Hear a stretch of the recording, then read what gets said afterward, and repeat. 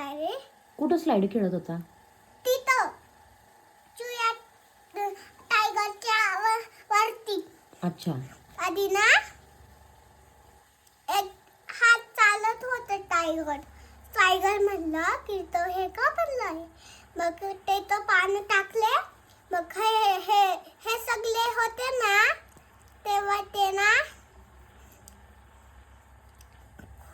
त्याला एक चुयाला स्लाईड खेळू दिली.